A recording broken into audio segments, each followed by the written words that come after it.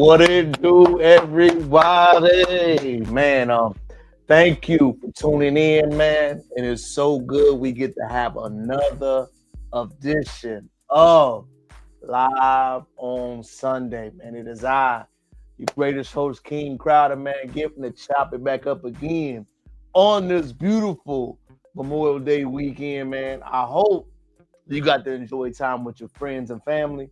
I hope you got to enjoy this weekend off, man. You know, it's the holiday weekends, NBA games going on. I was tempted not to do a live, but I said, no, we always stand on business. We always stand firm. We always do what we say we're going to do. So we got to make sure we keep our word. Rain, sleet, or snow, crowded game. We got to tune in and we got to talk about things. So good to see you, man. How's your week? Number one, did you do everything you're going to say you're going to do this week? That's the number one thing we got to chop it up about, man. Remember, we big on making sure our words and actions line up. And this week, man, it was heavy. You know what I mean? It's almost the end of May. Got a lot of things going on, a lot of things getting out and activities, man. For me, last week, we talked about making sure we eating right, got to celebrate and enjoy ourselves. Got back from the travel trip, man. Got to get a lot of things done. Got to do some writing. Got to do some reading. Actually finished another book. Where is it on my shoulder? They Were Her Property First. Got to finish that, man. Phenomenal read about the other side of American slavery, of Black Americans in this country. If you did not get the diagnosis, it dives deep into how white women actually had the authority over the enslaved a lot of times in this country. We always taught them from a historical perspective that it was generally white males who benefited from a historical period of slavery. What you don't know is that many times the slaves were transferred over to the wives due to debts happen, castrations of money, and different things happen in this country. That property would stay and be self-sufficient outside of marriage. It was also some other tactics about they were going through difficulties about how you enforce boundaries, how you infuse laws. That was a phenomenal read, man, but it really shines a light on how that undertaught covered in post-American history of white women benefiting from the period of enslavement that we don't talk about. Remember, I'm always here to give you game, along with my own book, things my parents should have taught us, man. On the Amazon cart, your second edition of King Crowder Writing Edition to Rare Crowder, the author. You know, we stay pushing out stuff and producing things that we do. This week, man, what we got going up? Got another event this Saturday, y'all. 4-4 tournament, half court tournament. If you live in Houston, Texas, and you a Black male, come check it out. Definitely it's going to be a great time to have friends and family. Another thing we got to worry about this week is making sure we check in on everybody. Remember, we off on Monday. It is a federally holiday. Most people have no idea what Memorial Day is. Memorial Day was started around let me get the right dates, around 1868 when Black Americans from the war never got their just due from the U.S. military. Memorial Day was a holiday started in South Carolina. If you don't know American history, y'all, it's been so many great things that came from the state of South Carolina that taught and educated us and extremely influenced us to this day. It was started in South Carolina as a way to memorize each other. So when you come back from wars, you would gather with a family or troop. That's why Memorial Day is still big in Black culture to this day. When you come around, not only have fun, but celebrate one another. Wish you for do your acts of service. Wish you for thinking hard. Wish you for checking on your friends and family. That is Memorial Day is for, y'all. Memorial Day is reflecting on people in your family and lineage and legacy who have done something. So you got to know, not only just the fun. I know right now we got a culture of really having fun, which is cool at times. Have fun, but still handle your business. And the influence of that we see, you got to know that culture and energy is still around. You know what I'm saying? So like I said, I'm big on I want you to do your thing. I'm big on I want you to live your life, but I also always want you to remember to put things in perspective. So Memorial Day, that's all it's about, y'all. It's about those that are around us, those that have greatest impact around us, and those that check on your family. So remember, this Memorial Day as we going, call your mama, call your daddy, call your brother, your sister, your auntie, your uncle, anybody that you got to check in with. Memorialize those people, those family members you ain't posted in a while, those people that went to the military, that did service, that did anything. Make sure these holidays you take the meaningful date from it, not just going out. Speaking of going out, man, I went out this Memorial Day weekend. I'm gonna tell you something. We are in a recession. And a lot of my guys didn't want to agree with it, man, but I'm going to tell you why. 2 years ago in Houston compared to now, Memorial Day weekend, it ain't the same. The money's lighter. The crowds were less. It was less money being spent. You are right now seeing things get rough out here in these streets. This will be the second recession of my lifetime, but for my Gen Z folks out there, it's real. It's real. I'm going to tell you why I know it's real. I know it's real because even though we were out and we were eating, you didn't see a lot of people out there from out of town. Houston is a traveling city, right? And I can't put a rough number because I'm not at the airports, but I know the numbers got to be down. The reason why I know the numbers got to be down, y'all, I'm traveling home to go back to VA, right? That's originally I'm from. VA, stand up, and I'm seeing the airport costs. Round trip DC to Houston, right? In the summer, $150. Remember that. Round trip Wednesday to Sunday, $150. First class, $500. It ain't never been that cheap in my lifetime. And I've been traveling for a minute, y'all. I know flight price. I know you can go to Houston to Vegas for the low. But right now, people are so desperate for income and money that you're actually seeing prices go lower. And I don't think people realize how cheap it is and affordable it is to do traveling and things like that. What that tell me is demand is real low. Good for if you got the money to travel. Good if you got the benefit to celebrate. Bad for people in this economy right now trying to figure it out. So right now, I'm telling you, the economy is showing in real time that it's bad out here in these streets, man. So while we're diving into that subject, man, today's lesson is an important one, man. Let me focus in on this one, man. Comment, like, and subscribe to the channel. Share the live, man. Say good if you want to talk to me here. Today's lesson on Live on Sunday, man, is something that's dear to me. Black boys, black men, black teenagers. This is a podcast I really want to focus on today about the fellas, man. We deserve more than being taught how to survive. Let me say it again. Black boys, black men, black teenagers, they deserve more than taught how to just survive. Right now, in the headwaves in the news, right? What we see being promoted to young men, older men, other men is surviving. There is nothing about mastering how to deal with things in life.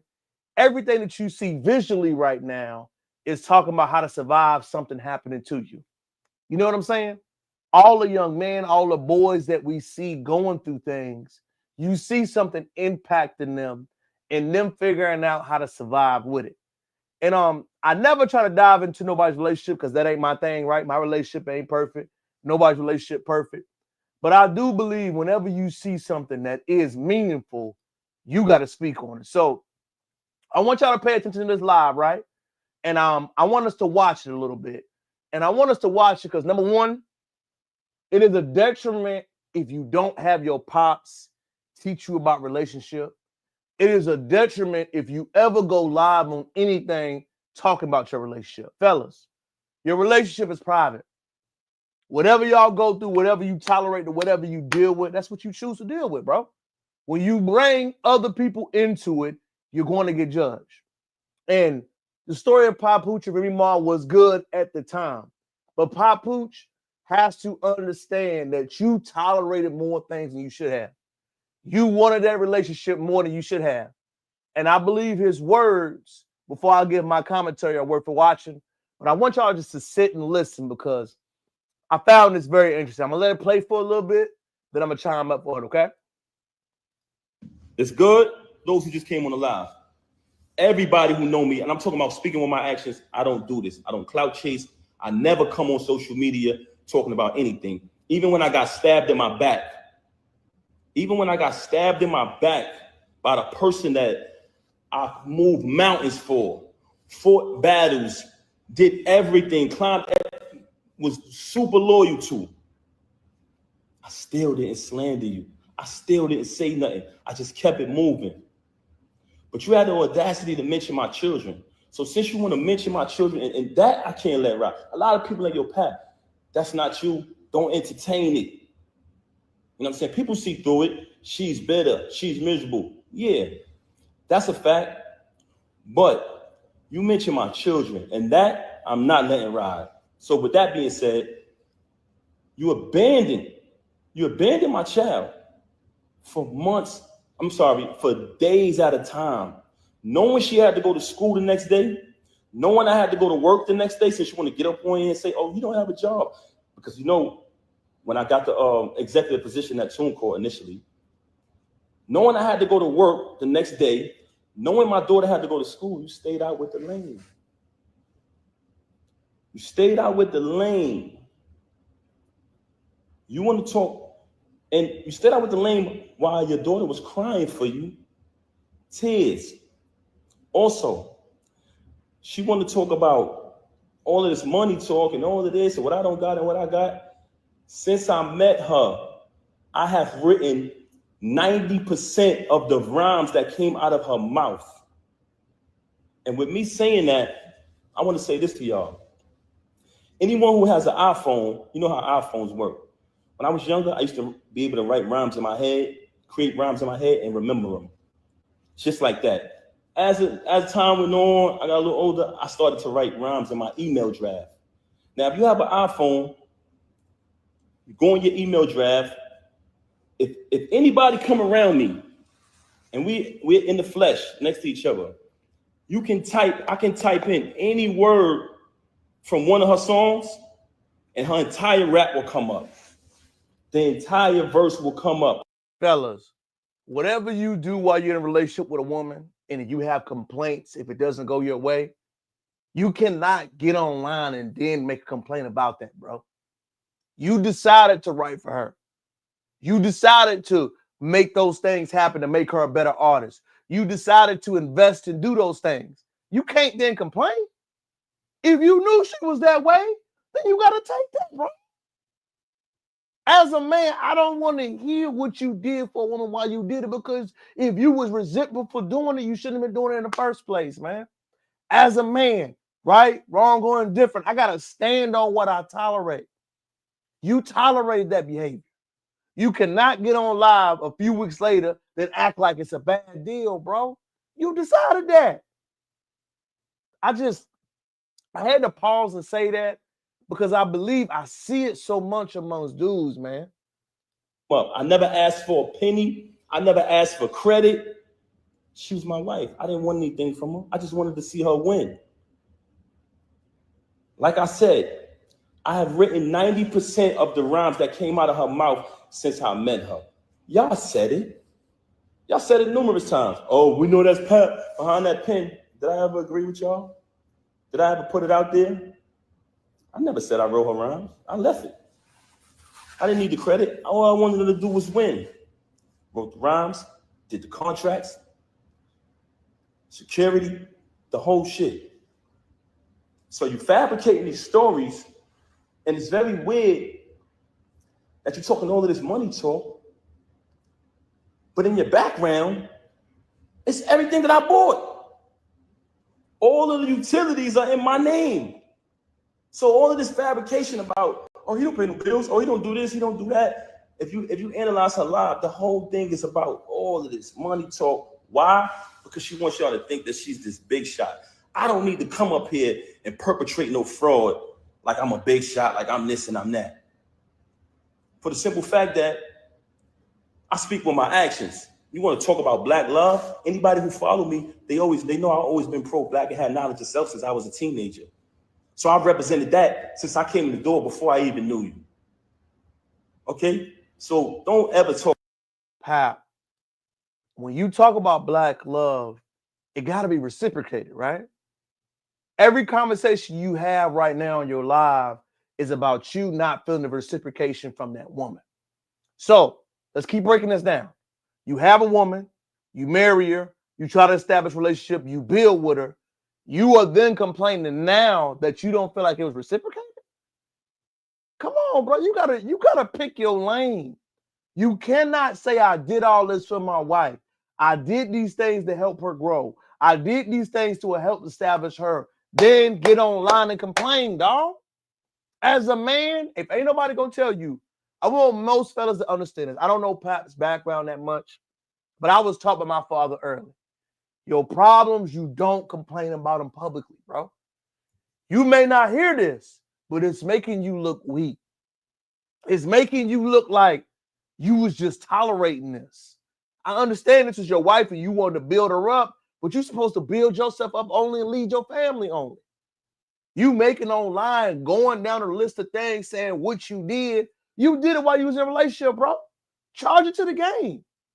But for you to get online and act like this is cool, it makes me feel like, man, I know this is among a lot of dudes, and no disrespect. A lot of dudes that are raised by their mama sometimes, they think that's cool, bro. Men, I want you to understand something. You are judged more harshly by what you do in a relationship. What you do for that woman, good, bad, or indifferent, you got to take that with it. You got to take that L. You got to understand that's part of the game of relationship. Protect, provide, profess. If ain't no other man ever teach you that, that's what it means. So whatever you did while you in the access with that woman, where you protecting, providing, professing, that's a part of the game, bro. You don't need to later go online because she's doing her thing, then trying to elaborate and explain yourself for it. You just got to stop that. And I'm just telling you that somebody that's another man, bro. There's another man here, another man get online, on live, complaining, saying something. It don't come off right. And I know you trying to break it down because you feel like you being attacked, but you cannot be attacked off somebody that you establish a relationship with, bro. You establish a relationship with her. You tried to develop with her. You tried to build with her. You tried to grow with her. You tried to do that. Guess what? When you tried, it didn't work out. Take the L, take the lesson, take the loss, and you got to move on, fam. I just want to play it a little bit more because I feel like this point really hits home, man. And I feel like it's not talked about enough. Talk about black love and what else she said? I got to remember. So, first and foremost, very bipolar, very delusional. This is a person who will sit in front of you. She will post that live and she'll say later, I didn't do that. I wasn't on live. You'll be sitting there like, huh? She will say something to you and 10 minutes later say, I never said that. Very bipolar. And I don't want to talk bad about her, man. That's something that I never wanted to do. That's why when this took place, when she first got caught cheating with the lame, I brought it to her attention. I said, first of all, I couldn't even believe that she was stooped that low because he's such a cornball. Y'all see it, y'all say it yourself. I'm like, yo, there's no way it's this nigga. Because I'm trying to figure it out. Like, damn, who is this nigga? Because, we were living a normal, peaceful life, raising our child like we planned to, and she started to move real strange. So in the process of her moving strange, it became stranger and stranger, worse and worse. So I said, damn, I got to see what's going on. What the hell is going on? I started to do my research. As I did my research, I found out she was cheating with the lame. So once I wanted to stop it right there, man. I wanted to take off on this. Pap, that wasn't her first time you catching her cheating, bro. If a woman's that confident, openly disrespecting you like that, the relationship is done, bro. Once you learn to take that background and move on from it, you would have been better off as a man. But you saying, I'm trying to figure out why she was cheating with the lame, you lame to her, bro. As much as you don't want to hear this, man, you are just as fault for tolerating it. Men, do not complain with your lady. Vote with your feet. Move on. Leave it alone. Exit the relationship. Leave that whole strategy, bro. But you are literally saying, I saw this going on. I saw my marriage. Nothing about that marriage sounds peaceful or loving. Every part that you name that she was bipolar. You named that she was toxic. Tell me where y'all had a normal relationship. You started off, the lady was incarcerated for shooting somebody. You knew what Remy Ma was before you met her, dog. She was incarcerated for shooting someone, and you went to visit her to try to build a relationship? Pap, stop the line, bro. You knew the relationship was not on strong footing from the beginning. You tried to recreate a story by saying, black love, I'm going to love you through it. Guess what? That's not how it goes. You have to love someone that is equally loving you the same. How can I love someone that is incarcerated, that I'm going to visit, that I'm going to see, and I'm not getting that reciprocated? Then I wonder when they get out and they still on that same behavior, then I want to act like I'm shocked. Bro, I hope Clarissa Shields is seeing this, and I'm not trying to be funny. You are already entering another relationship on a misfooting. I don't know if y'all divorced. I don't know if y'all separated, but something going on between y'all two to keep making that conversation. Because nothing that she said could get that much of a reaction out of you. She can say what you want to say, but if you moved on and you happy, leave it alone. But you got to understand, as a man, dog, you deserve everything you got. As a man, when you are in a relationship and you keep a relationship going with a woman and you don't put the boundaries up, you got to take responsibility for that. As a man, whatever you choose to tolerate behavior-wise as a man with a woman, you got to take responsibility for that. Don't blame them. Don't look crazy at them. Don't make a comment about them. Don't go on saying something that she should have done this, she should have done that. No, sir. As a man, it is always your responsibility. It is always your fault. You know why, fellas? Because you control the relationship. The relationship is not established until we choose to establish. The relationship isn't real until we say it's real. So if I say the relationship is real, if I decide when it's going to happen, I have to decide what I'm going to tolerate. And the reason why this is so important, man, I want to get in session, man. And I want to give you the single best dating advice I can give to any fella. Write this down. Number one, how is the relationship with your father? After you ask that lady a question, I want you to marinate and let her respond. And I want you to listen intently. I don't want you to look at her body. I don't want you to look at her beautiful eyes, her beautiful hair. I get it. I want you to ask a woman, what is the relationship with your father? And I want you to sit there and listen on it. You have to sit there, listen, indulge, diagnose, hear, process. And once you hear her response, I want you to ask the second question, right? What is your definition of an ideal relationship? And I want you to sit, marinate in response. And when you're listening to what she's saying, listen, fellas. Listen, take in, process it. Close your eyes if you have to. As you are picking a woman that you want to be in a relationship with, a wife, or if you just want to have fun, don't worry about it. But if you on your journey, your path, and you trying to find someone, you need to ask these questions. The reason why you need to ask these questions, you must figure out, is she going to be on your program? Not on hers, not what she have going on. You have to decide what you want. And until you decide what you want, you will continue having relationship problems. Remember, we marry behavior, not looks, not attraction, not how she look, not how she smell. You marry behavior, fellas. Remember, you want to marry someone that's going to carry your name, that's going to be able to take your babies to school, that's going to be able to do fun things like that. Do not fall in love with what you see. And the final question you need to ask when you get in a relationship, fellas, after you ask about a father, ask you about a relationship, ask what kind of marriage do they want? What kind of wedding do they want? Those three questions will let you know into their mind what the expectation is. If you can't diagnose and qualify a woman when you ask those three questions, you don't need to be dating. Did you hear what I'm saying? Dating for a relationship with the courting process, you don't need to be doing it. After you establish those things, then you can move accordingly. Because remember, good, bad, or indifferent, nobody cares how the relationship is going if you don't control it. Nobody's going to care. Nobody's going to want to hear your side of the story. The only one that's going to care is God. God is the only one that's going to want to hear your side of the story or your homeboys. You can't get online and complain. You can't get on there and make a decision about why it didn't work out. You got to take that L. So listen, when we see stories like the Pap story, I don't want you to get upset. I don't want you to get angry. I don't want you to feel like why this happened.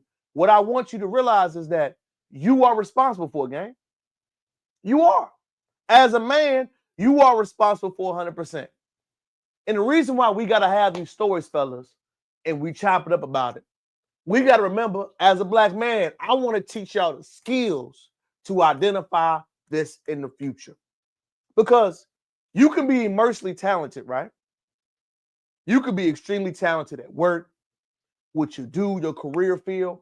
But until you are a well-rounded man, if you are not a well-rounded man, when you work on your mentality, your spirituality, your emotional intelligence, your thought processes, your ego, your everything that you got going on, it won't change. So as a man, I want you to understand, man, in real time, you will continue to have these problems, man. And it's not on anyone else but your shoulder, man. So the next clip I want to talk about that's very important, got you, Mike, is that Travis Hunter, right, is an immensely talented young brother. And I love his story. I love how he won the Heisman. I love how he did most of the things in his life. I have no complaints about the young man. But what I have an issue with the young man right now is that he's 22, 23 years old. And I want y'all to understand something, fellas. If you get in a relationship with a young lady and she's pressing marriage, pregnancy, any lifelong decision, I want you to step back and ask why. I want you to step back, process it, and ask why. You are ascending, going up, right? As you are ascending, you must ask the question, why is this unnecessary pressure on that? Why? My What's nigga. good, Mike? What's good, Mike? What's good? Nigga, you Child, forget to add you forget to add me, nigga? I thought I've been sent it in there. All right, Nah. Mike. Watch it in. Watch it in week. Mike, read it in week. What? Come on, let's do it! Woo!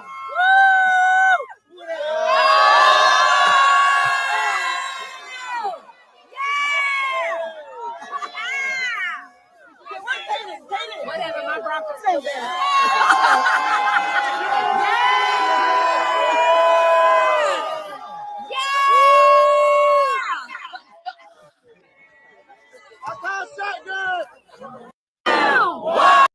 Mike, when you see a video like that, man, I want everybody to remember, man, this brother's 22, 23 years old. Young guy. Do you think, Mike, as a 22, 23-year-old man, you are ready for marriage? Nah. Nah, bro. We need a little more time. Even the age that I got, I think I still like seeing from what happened and how everything folded out and just from what I know now as a 36-year-old man, need more time. Break down why that is, Mike. Because you don't really understand marriage. Mm. At that young, ripe age. You don't understand love. You don't understand being a husband. You don't understand being a partner. You don't understand a lot of it. And you really have to understand yourself and your relationship. Like it's key to understand your partner's love language, apology languages. It's key that your partner understands your love language and your apology language. It's key that you have made all the mistakes that you can make before you do that. It's key that you both have had a dating life. It's key that you both have went through your whole phases because all that is key because what you don't want to happen is you to be involved with that person and it comes out that now you want to have a whole phase or now you don't necessarily understand your partner's apology or love language. For instance, your love language may be physical touch and um acts of service. Their love language may be quality time and acts of service. But or not the dude, not acts of service, maybe like quality time, right? But the lady is cooking, cleaning, doing everything that a woman should be doing, but that's not your love language. So you're not gonna appreciate it as much as you should because you don't know that person's love language. You're loving that person wrong. That person is loving you wrong. So they're not like the things that they're doing for you, you don't appreciate it because it's not your love language. And the things that you're doing for them is not appreciated because that's not their love language. You got to study that person. You got to understand that person. And I, there's so many things I could say. We didn't try to tell them, And it's a point where you led the horse to the water and the horse not gonna drink, so now the horse gonna die of dehydration, right? At 22 years old, yes, you in love, and this is the first woman to give you the pussy like that. I just don't think, just being smart, we gotta understand how short forever is in a marriage. Forever ain't a long time. And 80, I don't know the statistics of marriage and divorce, but it's more divorces than marriage. And you gotta understand, when you sit up there in front of God, family, and whoever, how long forever really is. And forever may be 10 years, it may be 5 years, it may be 27 years. But you are already starting this thing as a millionaire, and I understand that she was with you the whole time. You need to have something structurally in place to protect your assets, because you a brand, you a business. Is she gonna love you when football is gone? Because football don't last forever. They say, and with you playing two positions on different sides of the line, your injury proneness is your statistically is higher than the average player, because you're playing offense and defense.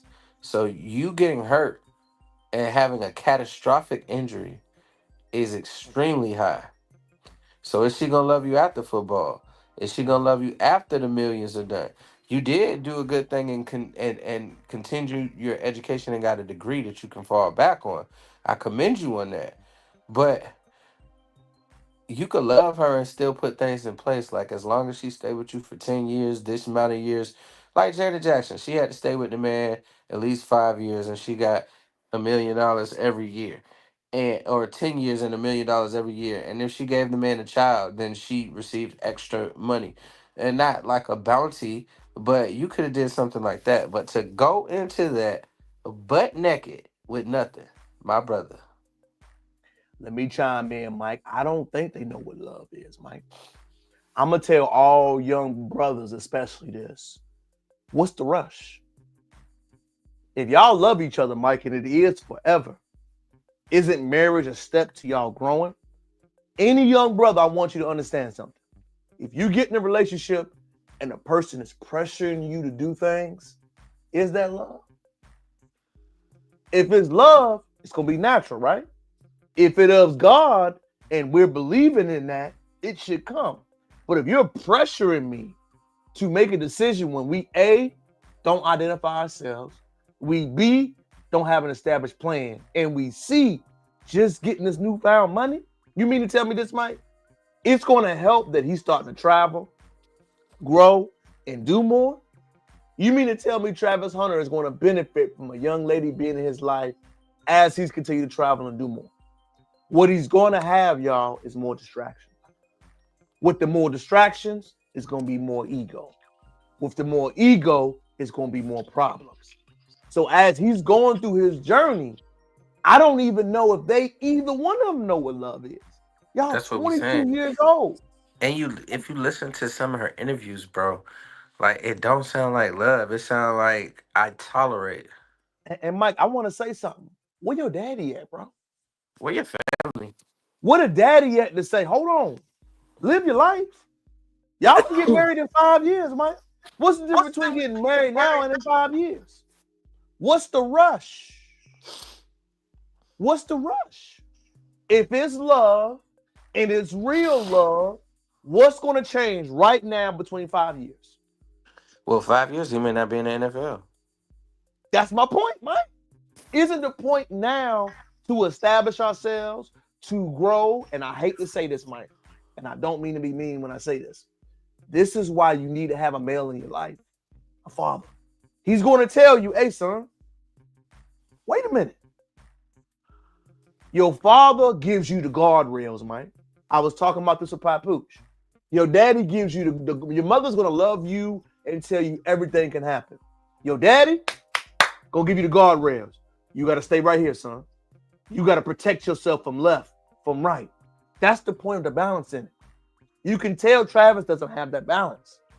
You think Well, he might have the balance, bro. From what I see, even Coach Prime tried to let the nigga know.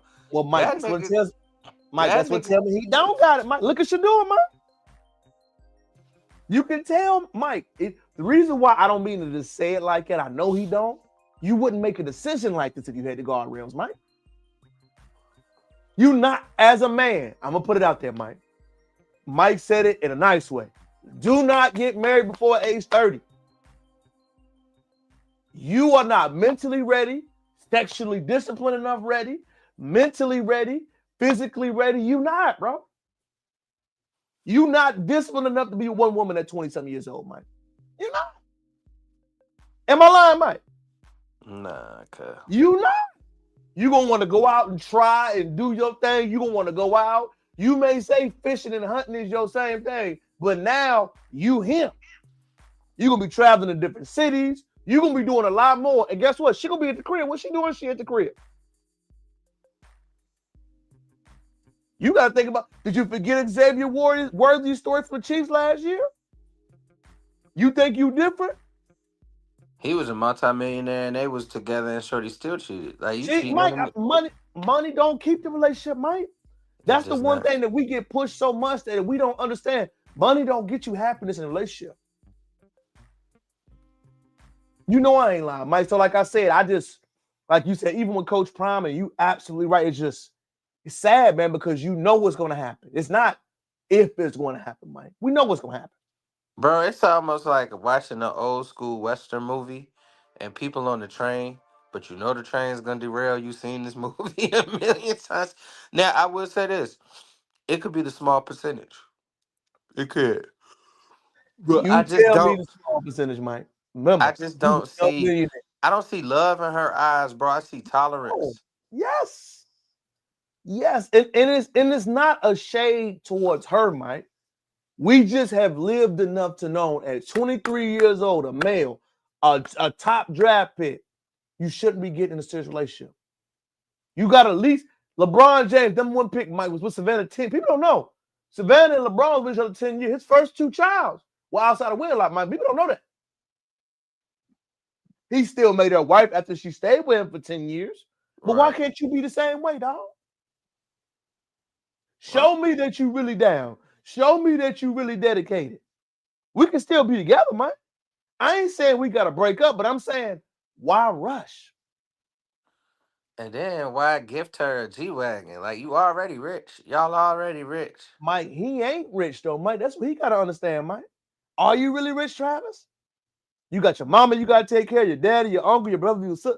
Man, that money, Mike, you know what I'm saying? That joint going, you buying G-Wagons? Bruh, let's not forget, Mike, that's oil change, that's maintenance. She got hair, nails, car, house. That's a lot of money. It sounds like you got it. What is her background besides being a girlfriend and a wife? Mike, she's 22. What is her background, Mike? What did she graduate with? What degree did she Did graduate she go to college? I thought she went to Colorado and Jackson. Or was she just the girlfriend chilling? Man, Mike, they say she was a scripper. Damn. Just keeping it real. We don't know, Mike, but at the same time, Mike, you just know, as I'm saying, man, bottom line is y'all too young. And it's not a mean thing, but as a young dude, you don't have the sexual discipline enough. That's the bottom line. I don't know. He kind of corny, bro. So he might have the sexual discipline, bro. Mike, he kind of corny, true. But now he top NFL pick corny. Even corny ass Brett Favre had Come the on, jinx. Mike. Come on. And I share the same story, Mike, because I don't even want to play it. I don't know if you heard about it, Mike. We know why our boy Anthony Edwards is struggling. He had to put the police on his baby mama. Damn. She was out here, Mike. She fine. We give her credit. I want to say something nobody else gonna say. She's 38. She's 38. Anthony Edwards is 21. That's he crazy. alleged had to put the people on her to say, "Hey, you stalking me. Hey, you doing too much to call me. Hey, you doing too much and you harassing me, Mike." Let's talk about her age and let's talk about her age and her other baby daddy age. Like, what's going on? We know what's going on. How old was little baby when you had a baby with him? Same way. Mike, if she 38, Mike, Them dudes was under 25. Right. Lil So Baby either was. way, I think Lil Baby was under 20, bro. you think he was that young, man? Their child 10 years old. How old is Lil Baby right now? He got to be 26, 27. He ain't that old. Pull it up. Pull it up. Let me pull it up as you saying it. Keep cooking. I'm listening. But I say this though, you got to beware of people like her, bro. Cause her number one. Think about it. She talking about y'all can't find a high value caliber man, but while Little both your baby, baby 29, 29, 10 years ago, how old was he? 19. How, You called it. how old is their child, bro? It's like, I think he's 10. I think their child is 10, if I'm not mistaken. So So we know she has predatory behavior. so you're 28 years old, cause she's 38, right? 38. Yes. So she was You're 20. 28. You 28, fucking with a 19-year-old. Crazy. Mm, Crazy. And that was before he was famous. Famous for real. mm. But she's saying her baby daddies are high value men and women can't get mad because they can't look as good as her and man, you wilding for respect. Like, and I know you have your own businesses and stuff like that, but right now it just look like you in it for the bread. And you mad that this man did it the smart way. He don't want to be with you. You're not with either one of your child's fathers. Can I say something, Mike? What businesses does she have? I don't know, bro. I thought she had some business. Mike, you tell how can you have business with two children, right? You know how hard it is to run a business by yourself with two children? Think about that, Mike. Bro, you know how hard it was for me to run a business by myself with no children. Can you imagine doing that with two? By two different fathers? Don't forget, Mike. You got, as most men don't understand, Mike, you know, I got brothers that got multiple baby mamas. You're not only marrying that child, you got a child with them. You're Man, that marrying that family. woman, that family, Mike. You don't know her birthday, the child's birthday. You got Halloween for this child. You got Christmas. You got to see what that's a lot of, you feel what I'm saying, Mike? That's a lot of moving parts that you got to balance and mentally deal with. You know what I'm saying? So, like, when I hear that, and like you said, Mike, at the end of the day, you absolutely right, man. She was doing predatory behavior. And I don't know why people are not talking about that more and more. Like, yo, you was It's almost like it's cool for women to do it. it. You know To why, Mike? me, Go ahead. I was gonna say to me, bro, a predator is a predator is a predator. Like whether you a man, whether you a woman, when you reach a certain amount of age over top of somebody, bro, that shit just don't seem right. Well, the reason why it's so different, Mike, if I'm gonna plug a book, I wish I had it right here, Mike. I'll pull it for you. Everybody needs to read a book by Dr. Young called The Man Not. The Man Not breaks down, Mike, that black men are the men of the earth since racism in America has hit us so hard that we don't have the ability to make our own decisions, choices, and we're not viewed as people. We're viewed as objects. Like you said, Mike, you're really breaking that down. These young men are being traumatized.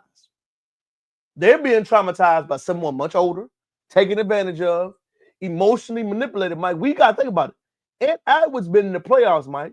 You can see that's been messing with him because he's been playing bad. Right. So you're emotionally messing with this brother and it's showing up at his job.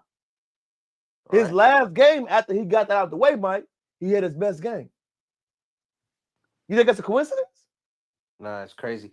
And I don't think she should be able to bother him anymore. He paid you the child support. That's what you wanted.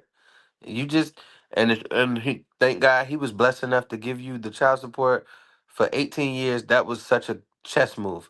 For 18 years, all in one whop. And I hope it comes out in installments and you should be fine. I hope they pay up front, Mike. All right. Let her blow it. Because you know, Mike, if she get that money up front, it's gonna last 2-3 years. Minimum. Minimum. Very Again, minimum. Mike, you are your age with a child. She's Let's get rid of this 39. She's 39 years old, bro. That's crazy. I didn't even know she was that old. Like, why are you acting like this? because they all have vain to be young, Mike. You gotta remember that. Being young is the new currency for us. She How just many turned 8. brothers do we see that want to be young, Mike? Oh You know man. how hard it is to get men to try to grow up and dress accordingly? I'm not Right. saying, Mike, I can't have my street swag, Mike. You know, I dress like that sometimes too. But when it's time to be professional, can you switch it up? Correct. Most brothers struggle with that, man. It's like an I don't want to be that energy. You know what I'm saying? I don't Now, know why. I will say this though, T. Some people might have like workplace PTSD like I do. I had to wear a suit every single day for enterprise and other jobs that I've held. Bro, the last thing I want to do, and I'm gonna be 100 with you, is wear a suit. I, I'm not saying, Mike, you got to wear a suit, but know how to dress for the setting. Oh You feel no, what I'm no, saying, no. Mike? Nah, I definitely know how to do that. That's what I'm saying, Mike, is to mentally know how to dress for the setting. As a man, you should have hard bottom shoes. Every man, and stop wearing Jordans everywhere. You should have multiple wardrobe for the occasion. That's what Mm. I'm speaking on. Not that You you need got to a dress suit. yo. You need Not a hard bottom. You need a yes, casual boot, yes, and you need a loafer. yes. Those are the things I'm speaking of, Mike. Not, I don't care how you dress on a regular, brother, but it's a Mhm. problem when you don't have that in your wardrobe. It's a problem when you can only be street, when you can't switch it up, when you can't be father, daddy. You know what I mean? You got to have, again, Mike, this is why it's important. I hate to keep hitting this point. You got to have a male influence. Your father, you got to No, have it. no. I had that conversation with a loved one today. Matter of fact, great conversation. Like, it was dealing with the punishment of a child, right? The punishment of a child. You know, a mama gonna want to be soft. And what the conversation was, child did something wrong on punishment, like directly disobeyed parent. Parent number one and parent number two, right? Punishment was no electronics, no nothing, right? Child wants to, hey, can I play Uno with you? Parent number one said yes. Parent number two said no. No. And the conversation that I had was the reason parent number two said no is because you have to train that child up to be a man. And being a man is dealing with consequences. And the police ain't gonna you can't say I'm sorry to the police and they lock you up and then be like, hey, here you go, bro. We gonna let you have some fun. Ain't no fun in jail, so ain't no fun in punishment. Like, you know what I'm saying? And the loved one understood. The loved one was like, hey, I understood what you were saying. We gonna have to do it parent beast way because I'm a mama bear. I'm coming with nourishment and understanding, and you gotta understand, like, a child really does need a man. It's a woman can only go so far, but a man, like, a woman can do the necessities, right? Which is bathe, nurture, give food, give shelter. But only a man can teach a boy how to be a man. A woman can give instances of what she have seen in her life, but that's it. Like, little boys need men in their lives. So fathers, whether you got a baby mama, whether you got whatever it is, the end of the relationship isn't the end of the fatherhood. And I'm tired of seeing men think that way, that the end of the relationship is the end of the being a man. But I'm gonna be honest with you, T.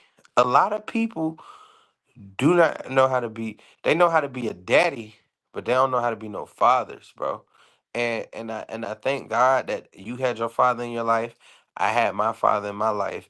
It makes a huge difference on how one would rear a child. One would understand how to rear a child.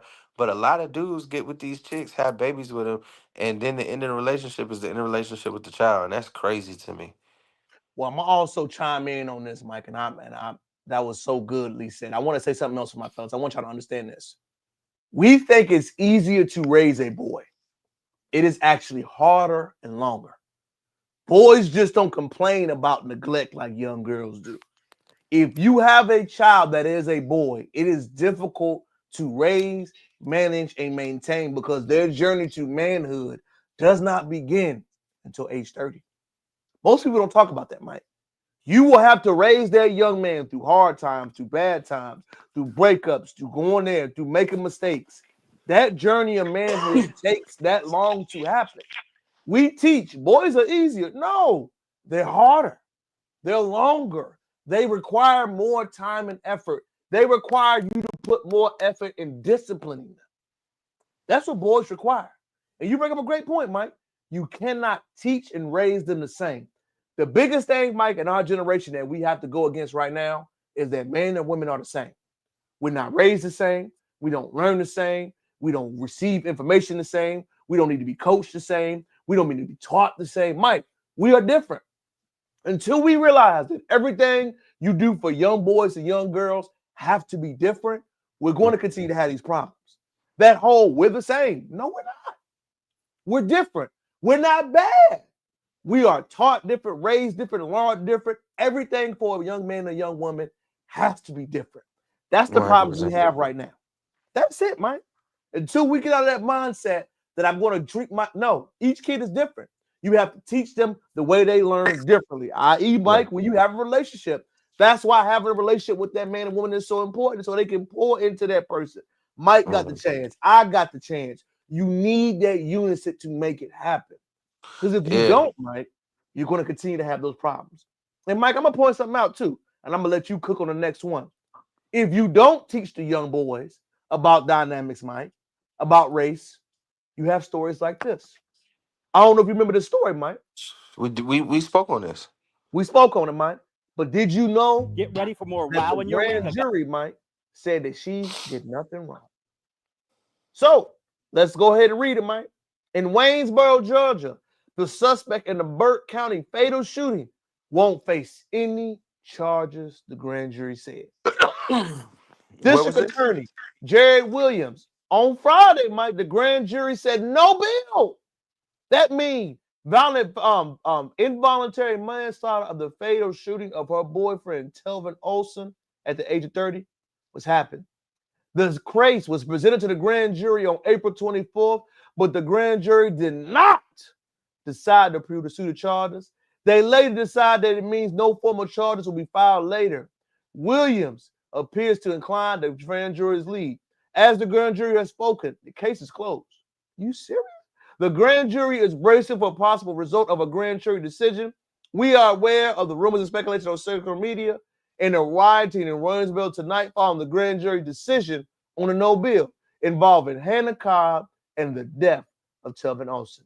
It is important that we understand the grand jury is a legal embodiment of the evidence presented in the case, and we do not believe, even though it was unpopular and unsettling, that the community needs to hear anything else. Mike, Wow. take off on it. First of all, young man. The only thing I could say is that we need to start dating our own. And I have nothing against mixed race and nothing against, people having mixed kids, nothing against people loving who they love, because love is love, right? But this woman brutally killed her boyfriend, and they were in what part of Georgia? Jonesboro, Waynesboro, Georgia. Yeah. I think it was South Waynesboro. Georgia. So they were Waynesboro. in the deep south, where she is always going to be the damsel in distress, where she is always there. Ain't nothing more sacred in the south than the white woman tear. I'm gonna tell you that right now. And this is what happens when you go out. Now we have to deal with all types of struggles with black women and women of color, and women that are of our persuasion. But this is specifically what happens when you get into a domestic dispute and somebody deliberately kills the other person, and we're in the South. You're gonna deal with this. I'm not surprised. I'm honestly not surprised. It's just crazy that without a shadow of a doubt, they was like, nah, shorty good. Wow. But we have a court system, not a justice system. And I pray for the man's family, because so you mean to tell me somebody can brutally shoot you and get away with that murder because they white? That's all that it was. A jury of her peers, white. You know what I'm saying? Like, it's just crazy because we got to be cognizant of who we are, because this could have happened to anybody. It could have happened to a black man getting killed by. It could have happened to a sister killing a black man. She probably wouldn't have went to jail and would have solved some time. But we just got to be cognizant of who we are with and who we spend our time with and who we love, because you need to know who you love. Do you need to know, if I push this person to a point so far, will they harm me? If I push this person to a certain point, will they hit me? Will they hurt me? Will they kill me? You need to understand that about the people. We just going with people for the sake of being with somebody. I think the main thing for me, Mike, that hits me more than anything is that young men are not taught about racial dynamics in this country, like you said, Mike. I want you to think about it, Mike. When do you go through a period in your life where you actually get taught about racial dynamics? You don't. Racial dynamics while dating and racial dynamics while working, we just don't talk about it. I mean, I don't know, bro. My parents did a very good job Your parents, Mike, remember, about. your parents, Mike. But any of your formal years, we go through the bidding process. If you are a single parent, do you think they hearing it, Mike? No, because I'm gonna tell you the truth. The single parent is worried about money and bills. You know, you're speaking to my problems, Mike. Right now, that young man went through what he went through, but let's not forget, Mike, he was also the one calling black women dogs. I can't absolve him from that behavior. But a lot of the times, Mike, we preach so much we're a post-racial society. We made all this progress, fair, free, love, yada, yada, yada. But it's always that reminder that hits you in the face.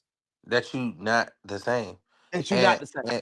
And black women may have been dogs to you, but all you would have got is bit. And you know You what? feel me? And the sad part about all this, Mike, and you right, is that nobody in his family probably ever informed him about the racial dynamics.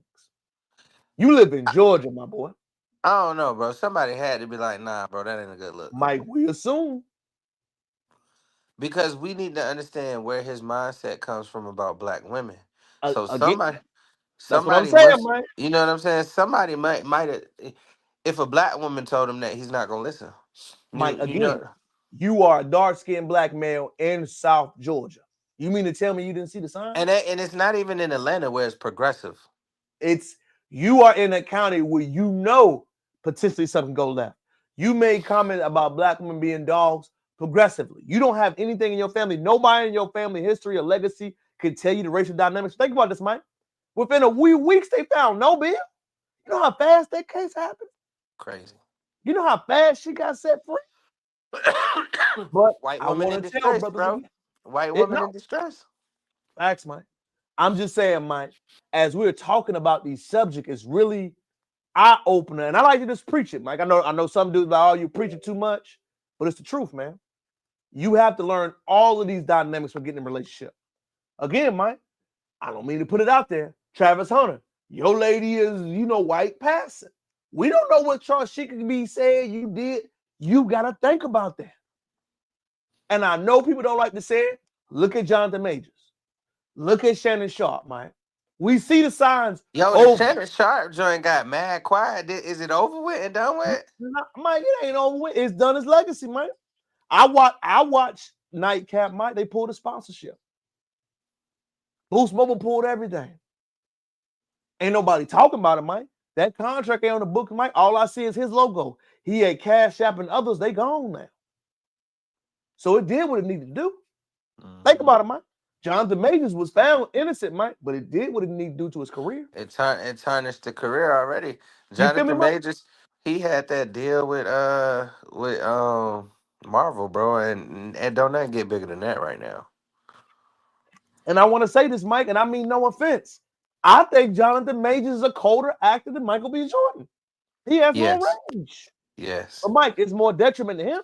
But you gotta think about it too. Michael B. Jordan and Ryan Coogler, like the Wonder Twins, bro. They snap together like Legos, bro. But like don't forget, Jonathan Majors was in there too. Remember that new movie? I don't know if you even know, Mike. Sinners was supposed to be Jonathan Majors. It wasn't supposed to be Michael B. Jordan. People forget that. Damn. That was supposed to be Jonathan Majors. Mike, it makes sense, Mike. Smoke was supposed to be Jonathan Majors, and the other one was supposed to be Michael B. Jordan. We forget that, Mike. We forget it ain't just that it's affecting him. He couldn't even be in the movie with his boys because of what he got going on right now. Because it'll tank the film. So you feel what I'm saying, Mike? It's that many back end results that you don't get. And like Cat Williams said in this interview with Shannon Sharp, Mike, until brothers understand that a white woman can take you down to 2 weekends, you got to protect yourself. Man, I thank God for having a mama that just kind of was like, nah, we ain't doing that. But at the same time, Mike, we got to understand how real that is, because a lot of the time, and it's going to help us transition to this next video, Mike, our culture in America is very distinct. A lot of other places around the world is not like that. We understand, like, hey, There is a taboo still with being in interracial relationships. They try to act like it's not, Mike. We try to act like it ain't, but it's still a taboo about it, Mike. It is. And the reason why I found this conversation so fascinating, man, Shed Alive, man. We already our in, man. We rolling. I didn't even know that. Shed Alive, man. Shed Alive is Well, just to get on you, bro. You did a whole 20 minutes without me. Shed Alive, baby. Shed Alive. It's a conversation being brought up, Mike. I don't know if you heard the news. Black Americans in New York are complaining, Mike, that they have no music touch and it's being too much Caribbean influence. What this young creator said was deep, and I want you to hear your response to it. Yo, why I seen this video with this creator talking about how people from New York dress better than people from the South, and the people in the comments was chewing her up. But there was this one comment in particular that stuck out to me, and they was basically saying like, "How can you say that as a Nigerian cosplaying as an African American?" And I was just like, "Yo, like you got a good point." 'Cause I'm African myself. I'm a first gen, and I never realized how influenced I was by African American culture, from what I like to watch to what I like to listen to how I dress, and also with what I like to eat. And I genuinely love African American culture, especially when it comes to style and swag. So shout out to that person for really saying that, because if they didn't say that, I wouldn't have realized how influenced I was by it. And like I feel like it's because when you grow up in America, it's a norm, so you kind of overlook it. And I feel like probably a lot of people do too, and that it don't really get its props for real. Well, actually, people kind of do, but I feel like the people that really give it its props are actual like African Americans, like their families has been here for generations. And I don't think like people who are immigrants or first gens of the immigrants like really realize it for real. But shout out to that person that made that comment. Like it really lives rent free in my head right now. Mike, what's your That's the feelings on hearing her talk about that? that's the only African that gave us our props. I have mixed feelings about it, Mike. I say this. Go ahead. I'm gonna let you cook before I cook. I say this that you was influenced before you got off the boat to come here because you was influenced by the American dream. So first you was influenced by the American dream.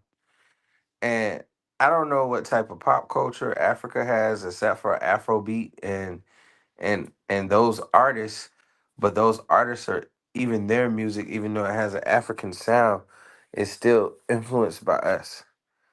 So whether you first gen or you just got here, our touch is already on you. And as soon as you get here, we don't see y'all niggas wearing dashikis and shit like that and shit from the motherland. What you wearing? Jordans? What you listening to? AirPods? You have assimilated. You have assimilated before the foo has got off your hand. You have assimilated. You feel me? So yes, I like what she said, but at the same time, you have to fit in. And we was hot. So if you don't fit in with what's hot, you gonna stick out. And the one thing that your parents have taught you how to do when you come to a new country was fit in. So thank us. You have no culture. And from what you said is right, bro. New York is heavy Caribbean, heavy Afro. We haven't had a hip hop artist from New York in a while, in a long time. We got this drill shit, but Garbage. that shit just talking about killing and running up and shooting niggas. But It's we it's haven't. it's it's it's it's off. It's what's it called? Generic cheap Chicago. It's cheap Yeah, Chicago whack. That's why they ain't hitting, Mike. but we Chicago haven't. champion they sound, and it's We better. haven't had a new name a New York MC that has came out in the last 10 years. Joey Badass, ASAP Rocky. And, They not even rapping no more though. Like and this is my take on it, Mike. And I'm tired of them acting like they don't know the influence. When can we say something, Mike? Who you think is the culture? I'm sick and tired of y'all acting like America culture is separate from us. Every music genre, every style, everything is influenced by us. we So touch it. when you make those comments, Mike, it make me feel like, are you intentionally trying to be disrespectful, or are you trying to act like you don't? I think it's dumb. Because you know when you come over here, Mike, everything you look at, Mike, that isn't influenced by white people, we are culturally settlers on everything, Mike. Hmm. Think about that, And Mike. even Who you even us think, culturally settling on the white folk shit. Mike? Who you think they copy? Everything that we create in this country is mimicked from that. So for you to come in and say you don't have no culture, I didn't know the influence was so big. What the hell? Like, to me, that's disrespectful to know, A, you think that we don't? B, Just why are admit it. you opening your mouth and saying something? And C, like you said, Mike, you got somebody talking about down south. Down south is us. And I hate this, Mike. I'm starting to say, I'm telling, if you are African or Caribbean background, do not say you're black in front of me. Mike, I'm being for real. I'm being for real, Mike. We got to be that way now because the divide is for real. The disrespect is more, it may have always been there, Mike, but since social media has been around, Mike, am I tripping? It's been elevating a lot more this past year. Yeah. The comments, the disrespectful rhetoric, it's been elevated. So now I want to make sure lines are crystal clear. I know where you are. Stop using our verbiage. Stop acting like we're the same. Kendrick said it best in his song, Mike. You're not like us, Mike. 100%. Drake is not a black man, Mike. He's a Canadian. Yeah. We Yeah. gotta say it, Mike. Where did you derive from, nigga? Mike, but we gotta draw those lines clear. Who raised you? Mike, it's too blurred right now. Well, That's our problem. but if I'm gonna say this, we had to say the same thing about Tory. I'm with it. Mike, Derived from I'm with it, Toronto. Mike. Mike, I'm with it. I am not anti anything. But Mike, remember, it's race, ethnicity, nationality, but also your behavior and how you acting. You feel what I'm saying, Mike? It's not just I am not going to disrespect you just because you're not from here.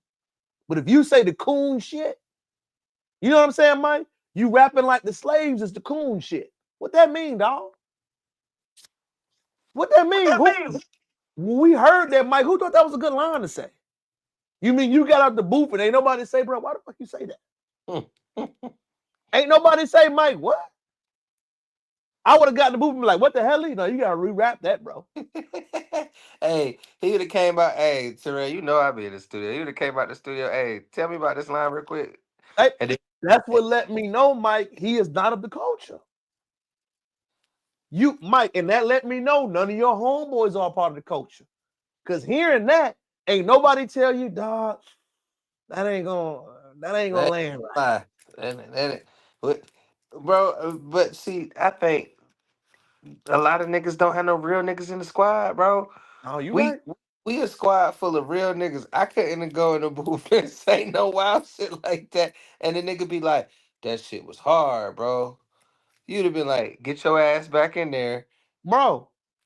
Hey, punch in right before that line. But I'm serious, Mike. I'm to the point with them, man. I'm actually asking for the paperwork. Like, man, where you people from? What they at? Because I'm starting to notice, Mike, they keep having these slick comments. You don't deserve reparations. You niggas got no culture. Don't nobody like black American food. What the fuck? What? Where all this coming from? You feel me, Mike?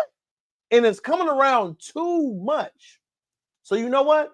I'm done asking, Mike. I'm done trying to figure it out. Stay in no business from day one. I'm not even playing that game no more. All skin folk ain't kin folk. It ain't, Mike. We got to go back to what the ancestral lines was, and we got to make it very, very clear. And as we continue to make stuff clear, Mike, I don't know if you saw, Mike, but they making it clear. We forgot about our mans, Mike. I ain't forget. Did you know Carmelo Anthony is being charged with first-degree murder under Texas state law, Mike? As an Your adult. thought. Uh We ain't talked about it a few weeks, but you know we always give you the updates. I just feel like I knew this was coming because at first they set the bail high and they was trying to be like, oh, he gonna be in jail until this trial start, right? So we got a reprieve, which was nah, we gonna set this bail as something affordable to get that baby out of jail. Okay, now he out of jail. So that already pissed the white folks off. So now we like, oh, he out of jail? He running around chilling? Cool. He got a lawyer? Cool. First degree murder. But I will say this in his defense.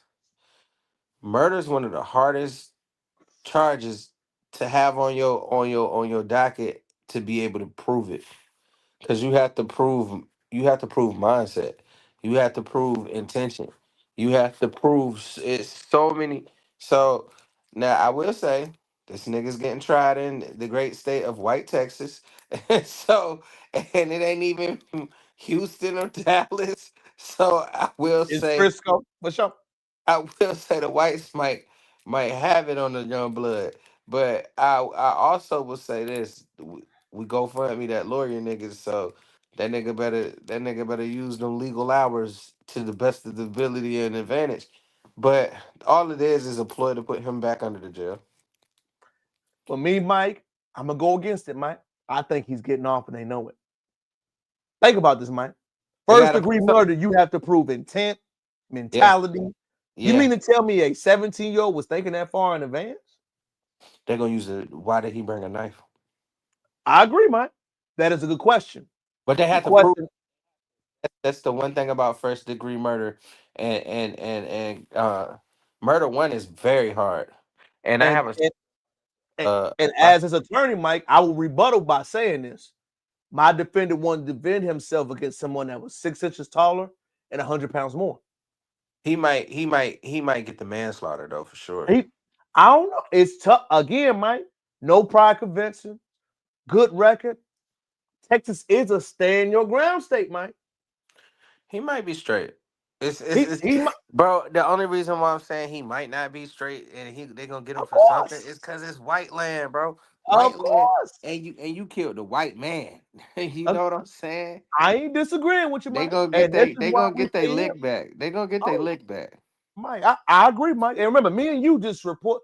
We have a lot of conversation things going on in the week, but we Hmm. got to stay above of what these stories got going on. Yeah. I haven't Yeah. seen nobody talking about it in a minute, Mike. You know what I'm saying? Right. I like to see them prove the murder one though. Like I, I would like to know what the prosecution when I just felt like they might have put a nail in their coffin with the murder one. Unless they know something we don't know. Because like we both said, murder one is the hardest one to prove. hard. And Mike, don't forget, this is the 5 years of George Floyd this week. I don't know if you know that. Oh, I remember, dog. So this is George Floyd's weekend. So to me, it's very eerie Hmm. that energy we got Well, going around. So Derek Chauvin tried to get out of jail and they was like, no, no, no, no, no. You Mike, owe us 22 years, nigga. and Mike, and I'm gonna say it again, Mike. It sounds good, but do you want that ride in the streets to go crazy again, Mike? Because this is a Nah. case that'll make that happen if you do this to a 17-year-old child. Yeah. And I It's a think I whole think balance in that. I think the pressure was on. Oh The yeah. pressure was on, and they had to go with murder one and try him as a adult because the pressure was on. Well, I'm always say, Mike, right now, everybody's not right. Like I said, Mike, right now, and we're gonna talk about it more towards the end. Many of us are in the having fun club. We ain't really thinking about the real stuff that we got going on in these streets right now, Mike. Like I Bro, said, even being out enjoying my Memorial Weekend, Mike, I can tell a lot of us are still acting like it's 2020 and it's fun time. I was talking to people. We don't know how these terrorists about to hit. It's about to get real in these streets, Mike. Am I it's lying? about to be between and I don't know if it's where you at either too, but where I'm at, it's about to be between 6 and 12% food tax. Mike, Bro, real. ain't nobody, hey, in this household, ain't nobody going on no dates, nigga. We eating at home, nigga. Mike, I don't think people understand how much 6% of your bill, 12% of your bill, Mike, don't forget, Mike. You still got insurance. You right? still got regular life to live.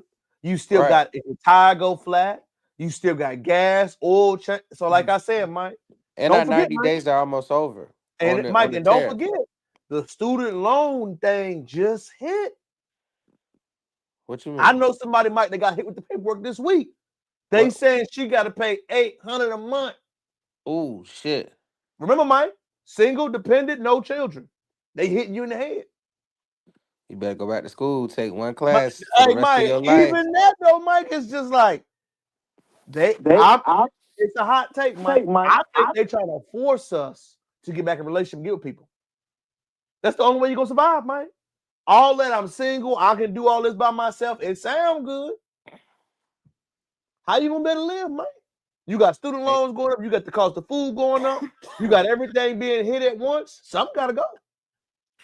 Bro, when a nigga said 6 to 12% on the meal, nigga, I'm eating bologna and cheese at the crib before I go on a date, nigga. Mike, it's about to be all that stuff about to be shut out, Mike.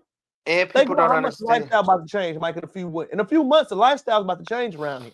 And you know what's crazy? What Democrats, what are you doing? What is your rebuttals? Oh, we gonna talk about that champion for illegals. Remember that, Mike? Breaking into the illegal thing. Remember that? Yeah. That's what they focused on, Mike. Bro, they need to be focusing on having another candidate. Mike Trump about to win again. While we bullshitting. Mike, if he run again, Mike, he gonna win again. You know he is. It's illegal for him to run for a third. Mike, you sure? They didn't. You trust these white folks to say it's gonna be illegal? They gonna say put him back in there.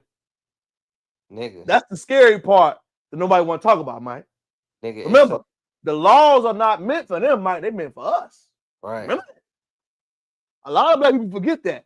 Oh, it's the law. The laws are meant for you, Negro, not for them. Obama couldn't run a third time, nigga. Mike, the laws are meant for you, Negro, not for them, Mike. Remember, he said free the guns, Mike. They tried to take over the government. Who the laws for, Mike? Didn't he say free the guns day one? And they freed them. We seen y'all on camera in 4K, Mike, breaking the glass. NBC. Let me say that again, Mike. We saw y'all breaking the glass with bats, attacking police officers, Mike. A policeman died. They died, Mike. What did he say? Free the guys.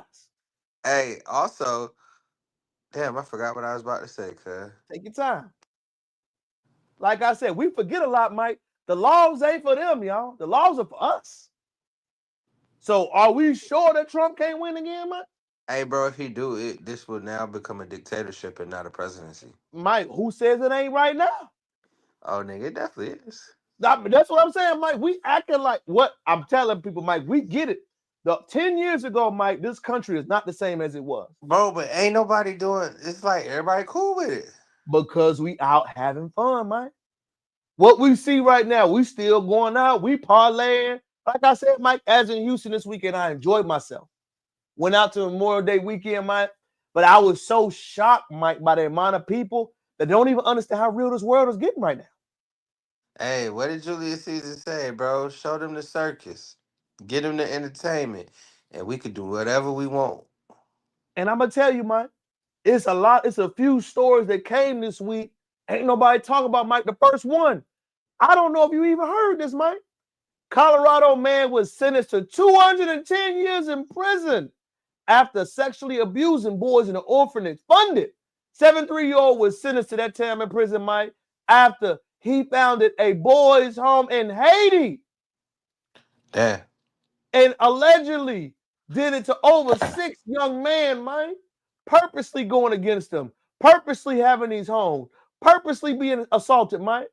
We got all this news about everything else got going on, Mike. All that stuff. Concerned about the Diddy shit, bro. And we ain't see this man going to jail for 210 years, Mike. Mike, that's 6 boys that we know about. Bro, that's because we worried about Diddy, bro.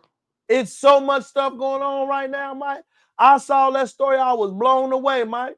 Another crazy story, Mike, with a video.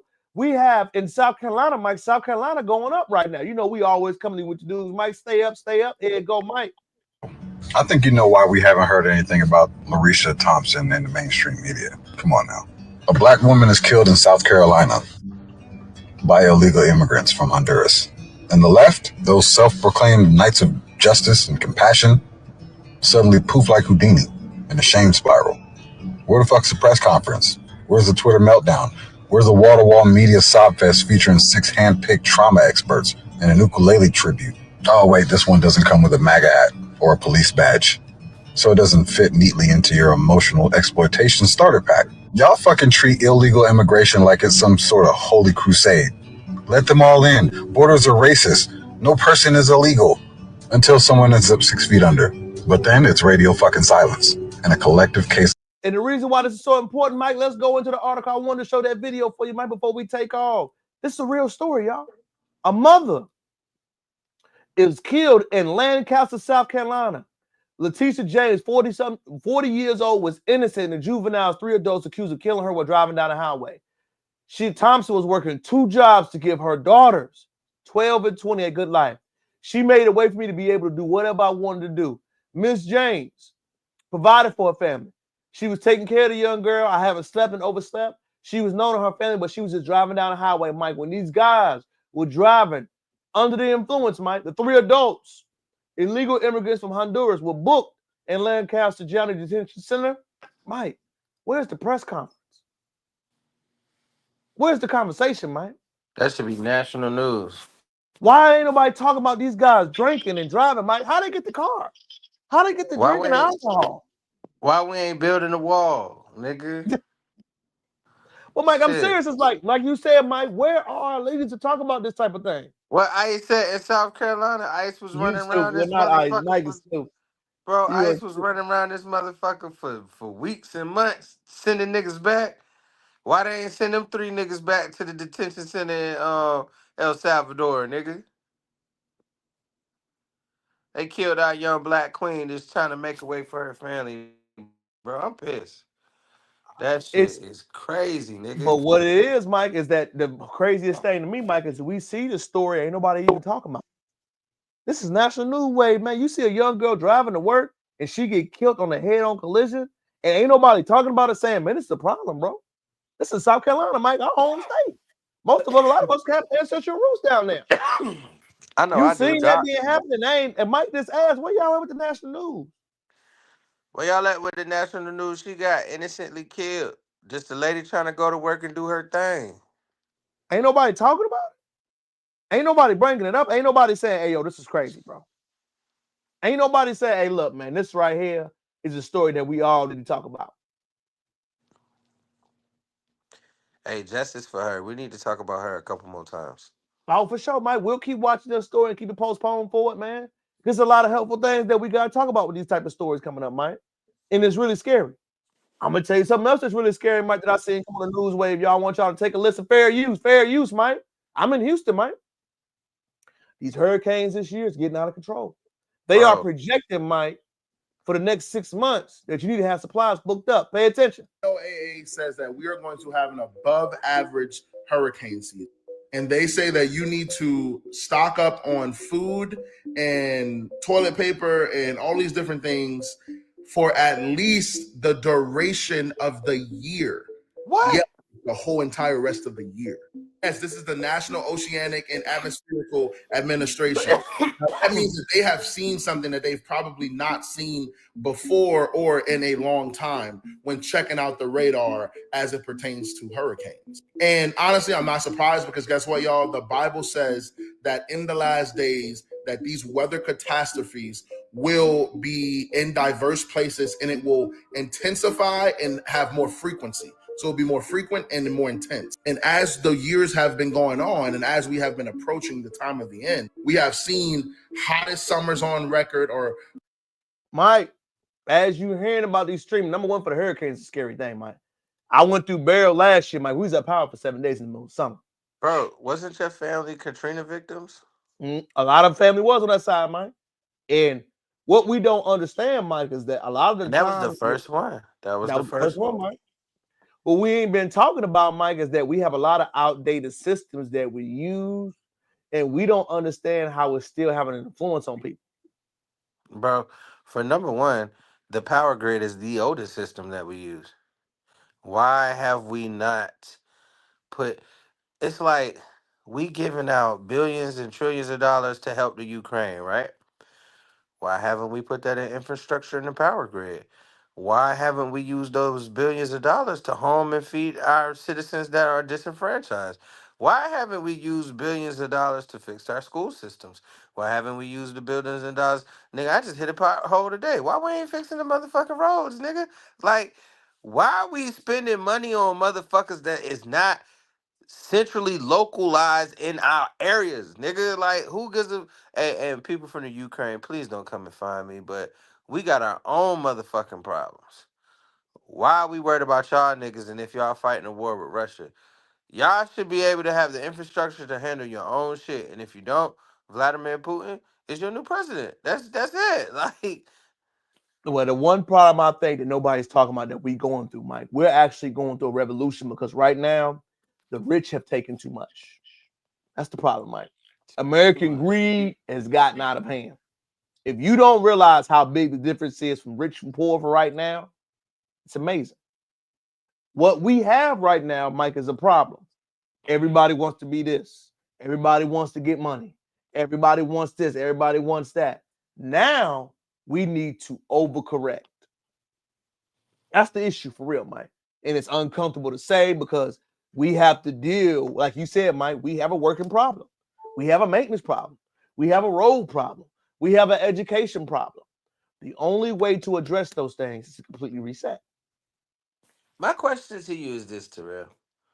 Who the fuck is in control of the purse strings in this motherfucker? Like, cause it couldn't be me. You couldn't say, hey, Financial Secretary McCall, we would like to give billions of dollars to Ukraine. The words that would come out of my mouth, fuck the Ukraine. We need to go ahead down to South Central LA. We need to go down to Mississippi. We need to go down and do these places and do these things. Make them elevate themselves. Like, I just don't understand, like, that we are Well, you gotta everybody's. understand, Mike. It's easier to speak of somebody else's relationship rather than fix mine, ain't it? Damn right. It's easier to talk bad about what somebody else got going on rather than fix what I got going on in my home. So Yeah, what but we it's have like we're done, not Mike, concerned about fixing at home at all. because it's hard, Mike. It's hard to go to therapy. It's hard to say I'm gonna change. It's hard to be on a diet. It's hard to work out. It's hard for you to look yourself in the mirror and make changes. Well, It's all okay. easy to talk about other countries, Mike, Well, other check this people. out. My bad. I ain't mean to cut you off. No, you good. Check this out then. And I done heard Trump say it before, but all them motherfuckers we done gave bread to, we need that. We need a return on our investment, nigga. We need you to worry about us. We need you to worry about our schools. We need you to worry about our roads. We giving y'all billions of dollars. Y'all need to go ahead and put some back into the United States. Period. Well, you got to think, Mike. We have had a culture of pushing individualism, Mike. Think about it, Mike. We are the first generation, Mike. And this think about it yourself, man. We've been out of school 10 years this year, right? Mm-hmm. Out of us, Mike, at a historically black college, let's use us as a microcosm. How many of us are married and got families in our generation? Oh man, not a lot. Think No, about no. the How about year, this? How many of us got careers, nigga? I done talked to several people that ain't doing shit, bro, and it's scary. Mike. Let's keep going, Mike. What about the year after us? What about the year after them? What about the year after them? What about the year after them? After Mike, we gotta understand it's a snowball effect. Think about it, Mike. We're 10 years now. 10 years post-college, Mike. A lot of people don't have real careers. A lot of people don't have real relationships. A lot of people have real nothing, Mike. So think about it. Some of them niggas still stand with their mama. Mike, and think about how scary, Mike, think about how scary it is now. So you got people, let's break it down, Mike. Now you got a lot of women at that age that want to settle down. You have a lot of guys at this age that don't have the money to settle down. What's gonna cause, Mike? Resentment. That's why we see all that relationship. A man gotta have all that BS, Mike. Where does that come from? It's coming from people actually in the real world blaming and having a conversation, but they don't realize it's much deeper than that. We're having the 50-50, all that BS, Mike, but in actuality, brothers ain't getting the opportunity. People ain't marrying, coupling up. Relationships ain't happening. Oh, it's a deeper issue.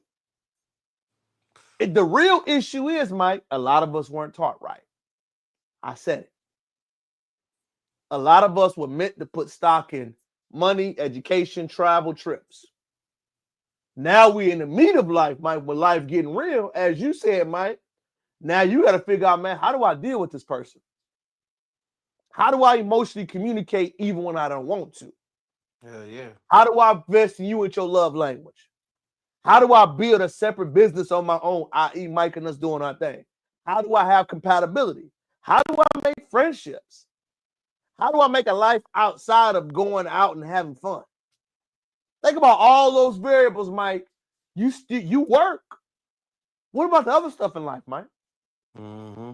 You can have the career. You know how many people I see online, Mike, and I would say they're doing good career-wise. Ain't nothing happening. Every time I see you on a work trip, traveling, first thing I think of is that I know that company appreciate what you're doing, but you better know, you better have your own family or something lined up. Yeah. Ain't no loyalty out here, Mike. When these layoffs happen, if you're not in sales, management, Mike, you know that you gone. Bro, my when somebody that's in my family, she been working for the government for 10 plus years, right? As an auditor for the city of Baltimore or some shit like that. Like, it's something governmental wise. Nigga, they walked in her office and was like, the president said we no longer need this department. What do you mean the president said we no longer need this department? They told them niggas they got 2 weeks, nigga. Mike, if And you're she's a not in, fucking accountant. Mike, You always need somebody to audit some shit. Mike, do you need it with Chat GTP now? Nah, The nigga. uncomfortable conversation, Mike. We don't need shit with Chat GPT, nigga. Mike, do Shit. you need it if it ain't around money, sales, or interpersonal skills? Accountings, lawyer. Mike, you know how many jobs, like you said, Mike, we in the early stages, Mike. Do you need an accountant, Mike, with Chat GTP? Man, all you gotta do is upload your financial information. Do Nigga, you Chat need a GPT. lawyer, Mike, with Chat Chat. GTP? Nah, nigga, I'm the lawyer now. I'm just saying, Mike, we got to understand, Mike, the way we were taught 10 years ago to be safe, those jobs ain't safe. Nigga, no. Unless It's you gonna work. scary. You might not even have a job at the shipyard, bro, cause I seen a video about an unmanned Navy vessel. Nigga, Mike, it's a drone. Mike, if you ain't in maintenance, you don't. You better learn computer maintenance. You better know maintenance repair. You better learn how Any to hard code, nigga. labor, Mike, laboring is gone. They are attacking the day-to-day jobs that people call in for, Mike. People don't understand this. Low skill, where you can call in where the turnover is high, they're targeting your position. You're still going to need the interpersonal man-to-man thing, Mike. They're going to survive. But if your job is low skill, where you're not going to be, where it could be physically automated because you do the same thing over and over, you better watch out. Going down. Our robot, nigga. Mike, I'm serious. We are seeing it right now. Now, if Nigga. you're in this or certain things, you're going to be protected. But we are Right. going through a revolution, Mike. And the thing is, Mike, think about this.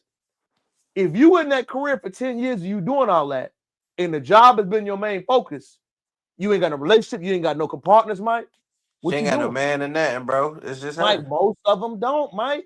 We were taught wrong. And I don't know why that's controversial when I say that, Mike. We were taught wrong that school should be more of a priority than your family. Your family should be your priority. Your school should be your third or fourth thing. God, your family, that should have been building your interpersonal life should have mattered more. We taught job, everything else. Education, job, career, everything else. So now, Mike, and this is the scary part. Now that you've been in this world 10 years, you done got trauma, Mike. Let's keep it real, Mike. You've been out here dating. You've been dealing with guys that you know, Mike. You know. Now you're going to get out here. You're going to want to date. What man going to want to do it? And it's a cycle, Mike. And this is the scary part about it. Like I said, everything you're saying is fact, though, bro. But I think it's just going to continue to get worse, man. It's going to have to be a cultural reset. Mm-hmm. It's going to have to be. And I know people are like, oh, man, I don't know why you keep saying that, bro. I'm not trying to push negativity. I'm not trying to scare people. What I'm telling you, what the reality we're going to face. I'm gonna go ahead and get my degree in cybersecurity, nigga. Mike, I don't even know if we need to get a degree now, Mike. You just got to read and study. True. Is a degree worth it now, Mike? Hell nah, cause that shit costs too much. Mike, we got to think, Mike. I looked at Howard's tuition, Mike. Howard tuition in D.C. per year, Mike. You know how much it is? 47,000. 67. Damn. 4-year degree, Mike. For 1 Undergraduate. year? For 1 year? Mike, 4 years. Undergraduate. $240,000. Who is paying that? Loans. And then what are you doing? What it is that you getting from that? Because my degree cost 150, and I ain't got shit to show. And Mike, I'm gonna tell everybody else what I always say. Now, Mike, you a man. I want you to think about this, Mike. You building your family, you building your legacy, we growing. If you meet somebody that's $250,000 in debt, is that a wife? No, because a lot of people don't understand. Once you get married, your dad is my dad, baby. Mike. And that's the part that nobody's even breaking down. Like economically, man, it's so many things that hurt you. Not only do you got to debate at a certain economic level, a certain education level, do you know how many barriers that is? That's a lot, bro. 250,000 in debt is Mike, crazy. Mike, and don't forget, Mike, that's for a car, house, you want to travel, you want to go out to eat, Mike. That's before anything. You already owe that. You know how scary that is? Terrifying. Think about that, Mike. We talk about this, and people are like, man, you are. I'm like, no, we got to look at the real numbers and the real data. That's the world we in right now. If any brother wants to grow and define and grow with himself, to hear that, if I'm a father, no, son. Better get a scholarship, blood. Even a scholarship, Mike, what's the gap? Full ride, nigga. Man, it's so many things. Like, man, it's bad right now, dog. Hey, y'all niggas better join the military. Hey, I'm gonna tell my child, look, For sure, Mike. me and mama ain't paying for like I thankful that my dad did it, but damn, that nigga put himself more in debt to just make sure I was good. And I ain't gonna lie, I dicked around. You know I did. Who finds something of value that's free, Mike? No one. Who finds some of value that's free? Nobody. So your dad, I mean, he did what an admiral father was supposed to do, but in actuality, he just had to learn, Mike. And the reason why we know the economy getting bad, Mike, you know, people from Vegas even talking When about capitalism no longer lets people feel escapism, that's when it starts to die. Vegas used to be like this capitalist bastion. Like it is just a city that's made out of advertisements, and it's just is made to just push endorphins and serotonin into your body, whether it's like gambling, drinking, SW. And I remember going to Vegas for the first time when I was 23 years old. I was with my cousin and my brother. We did hotel roulette, so $20. We got a 5-star hotel for a night. They ended up being racist to us, so we ended up getting bottle service for free. And for like $100 between 3 people, we were able to just have this almost like capitalist catharsis where we could eat as much as we want, drink as much as we want. And that just doesn't exist anymore in Vegas. Everything is just so prohibitively expensive. Like buffets are over $80. Even just to park on the strip was $20 for an hour. And it shows when like capitalism goes to this extreme, then you just realize that capitalism is just exploitation. But that's why like Vegas is dying. Like we're in a recession. There's nothing more than people wanting to escape during a recession. So like if Vegas just lowered their prices, people would come and fall into the same traps of gambling and losing their money, but they would be happy to do so. But when you can see the exploitation, then there ends up being a resentment against the system for taking from us. And there's this compounding factor. Like I know so many of us this year are okay with not going to EDC next year because Vegas itself was just too expensive. When you don't even have like a coffee maker in the room or a microwave, it makes people want to like push back on the system. A small coffee in the hotel should not be $8.50. If I have caffeine in my system, I'm going to want to go and make some bad decisions. But because I see you trying to drain me of my money, I'm going to hold on to it. And this is not just Vegas. We're seeing this literally everywhere in LA, in New York, Chicago, SF, Seattle. And it ends up hurting everybody. It ends up hurting the business, it ends up hurting the people, it ends up hurting the community. And so I think we're going to see a lot of counter programming start to pop up in the next 3 to 5 years against these big kind of corporate locations. Mike, thoughts on that, man? I thought that was a great topic. By a millennial like us, Mike. Wow. This gonna be my last one, bro. I gotta get ready to go to work in the morning, but this gonna be my last one. I think places like Vegas have been on the decline and they didn't even know it. Because like he said, bro, when I'm paying, I don't mind spending my money when the stuff is a little bit cheaper, but when I can see you robbing me with the gun in your hand, I'm more or less likely not to give it up, you know? And I feel that in the shit that we got going on, we need some escape. And the escape is about to be real sad because the escape is about to be home. And even home is about to get more detrimental and deterrent. And so we're gonna have a lot of suicide and a lot of and a lot of deaths. Um, I advise people going to do activities and go to the country. Spent Went to the country this weekend. It was cool. You know what I'm saying? Go do some shit in the country. It'll make you appreciate a lot. But I will say, with doing things, I sent you a text message to your phone on something I think the Four Horsemen should do. I'ma love it, brother. I'll make sure we definitely get to check it out. Give me your exit jank, Mike. Go on, let the people know where they find you Hey, at, what's going hey, on. Do your hey, thing. hey, y'all! I've been studying with ChatGPT for this new position, and ChatGPT told me I don't know if I need to help you anymore, Mike. You seem to be doing well. I said, "Goddamn, Chat." Keep it real with it, brother. You think I'm gonna get the job? Chat said, "Yeah, I think you're gonna get the job." So, Think as I about how said, scary that is, brother. Chat said, "Yeah, bro, we've been practicing for 2, 3 weeks. I think you're good." I was like, "I tell you when I'm good, Chat." But But Mike, I nah, want you man. to think about how scary that is, though. Right. Chat be talking to me like you be talking to me, Terrell. I have trained Chat GPT to be my friend. Mike, I'm just telling you how real it is, Mike. People don't even realize how real that statement saying, brother. Scary, but real. But think about it. I literally trained Chat GPT to talk to me as my best friend would. That shit is crazy because Chat GPT gonna be breaking up friendships, bro. All I'm gonna need is chat.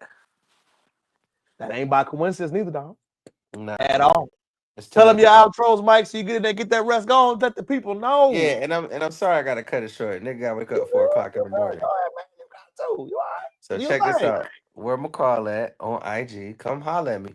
Some of y'all have came and hollered at me, and I'm appreciative of that. My followers then went up a little bit. I'm gonna I'm do telling you. better. I was talking to a loved one. I'm gonna do better. I realized I'm giving y'all information, and I don't even be posting. I got old pictures up there. I do the story thing a lot, so I'm gonna stop doing the story thing a lot. And I realize I'm a memory. I'm turning into a memory guy to real like. I'd rather have the memory in my mind than the, ooh, let's take a picture of it. So I need to get out of that.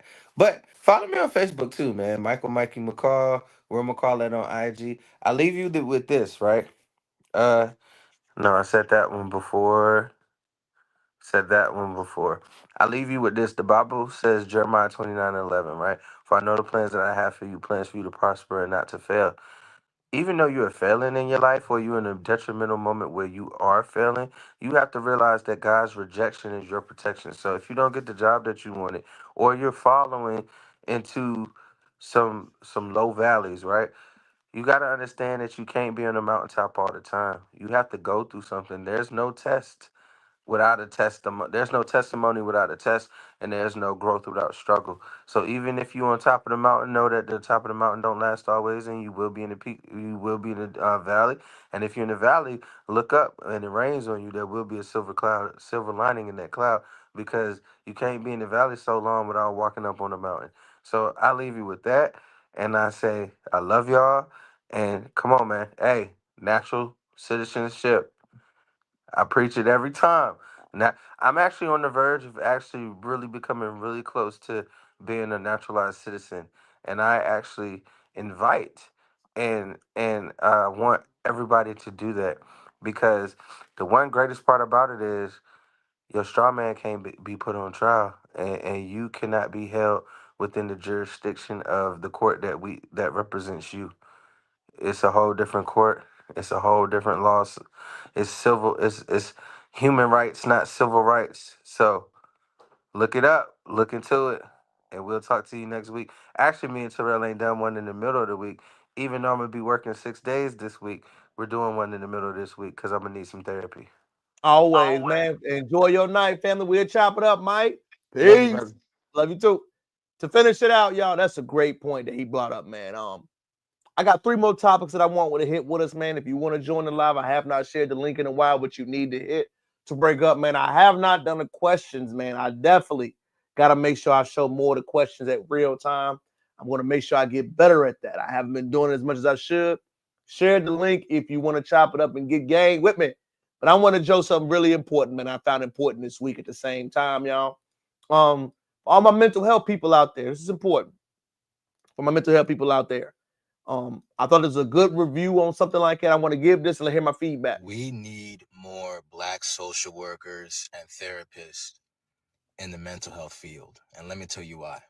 The majority of people suffering from poverty, systematic racism, and institutionalized racism, they're minorities, people of color. Many Black clients will be more open to talking to somebody who looks just like them and understands their experiences. Black professionals in the field understand systematic racism, cultural identity issues, and generational trauma. Oh, and let's not forget microaggressions. But, you get my point. Every social worker and therapist, they're good at their job regardless of color. But this is my opinion.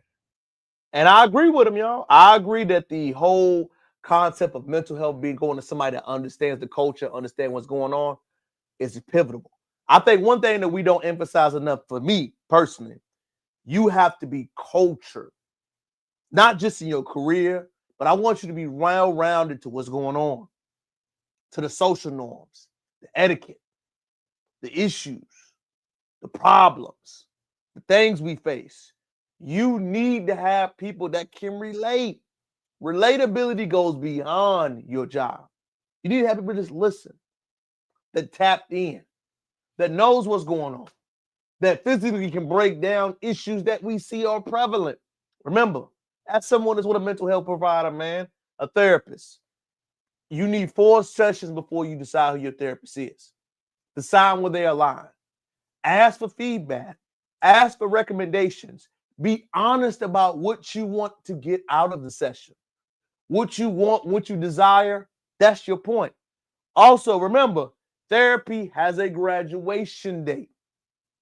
You should be graduating. You should be completing. You should be learning. You should be moving on and full circling about what your issues are. It should not be a circle process. You should not just continue to go to therapy. What are you working on? What are you getting from it? What are you gaining? What expertise are you working on? Have a goal. Have a goal, have a desire, have the thing that you want to work on, have something that you want completed so you can measure it, you can watch it, you can read it, you can observe it, you can learn from it, and most importantly, you can get the information and do better with it. Continue to understand that's what it means when you say, I need a therapist, a mental health professional. I'm not saying we don't have a lot of good therapists out there. What I am saying is that I believe the brother's point about how we do not emphasize something and we do not target it and go at it as much as we would like to. I do believe that's a big issue. I also want to say another big issue right now, y'all. And I'm going to let this creator get on it. And this will probably be my last topic for the night before we break down what we got going on this week and let the crowd of gang continue to grow and break down. But I believe this is my last beautiful subject. Fair use TikTok. Take a listen. I'm going to go ahead and say it because it's the internet and y'all can't jump me. A lot of Black people are cooned out for Christ. A lot of them sound like COONs when it comes to Jesus and their interpretation of God. And I promise you, if you let a Black Christian speak for too long, they're going to say something that's either anti-Black, white supremacist, or just overall insane. I once saw a creator on here say, you can tell Black people used to be slaves by the way that they interact in Christianity. All the theatrics, the hooting, the hollering, the damn near begging God, like they're still slaves or something. You could tell that they used to be slaves. And they'll say stuff like, oh, Christianity was started in Ethiopia. Y'all don't practice it like they do. Y'all ain't like them. Y'all like the white enslavers that taught y'all. That's how y'all practice Christianity. And the sad part is they'll demonize anything that's Black. Y'all see with sinners, oh, it was just so demonic. It was so demonic. They will have you demonizing your own culture and say shit like, oh, it's king. The cost of living. I'm going to go ahead and say the first thing that came to my mind. And, I meet a lot of religious people lately, right? Christians, Islamic, Judaism, everything, right? The biggest problem we have, and I'm going to speak on Black Christians in this country, y'all don't speak on any real issues. Remember, the whole mindset that I'm of the world, but you say sinners is demonic, but Carmelo Anthony in his court case ain't. A Black child being called out their name ain't. Black Christians specifically have a problem with not addressing real issues that are going on. We act like I'm Christian, so I don't have to say something about it. If you have a congregation, if you wonder why men don't come because you don't talk about anything. When you address real issues that are going on in the world, you must be transparent. Fellas don't go anymore because you don't. It's a picnic. It's an enjoyance. It's a feeling. No real things are being addressed. He is right. A lot of us act cooned out for it. I hate to use that word, but it's the truth. We don't address real issues. We don't talk about real problems. We don't talk about real things going on. Everything is a social, make you feel good type of thing. The reason why the numbers are so low, no matter what man I meet at what age, man, they say the same thing. It's a feel good type of event. It's a kumbaya. It's the vibes. Men don't like vibes. Men like purpose, structure, organization, what we talking about. If everything is about vibes and feeling good and feeling blessed, you're not really handling anything. You have to show completion. You have to show what you're working on. You have to show what you're working towards.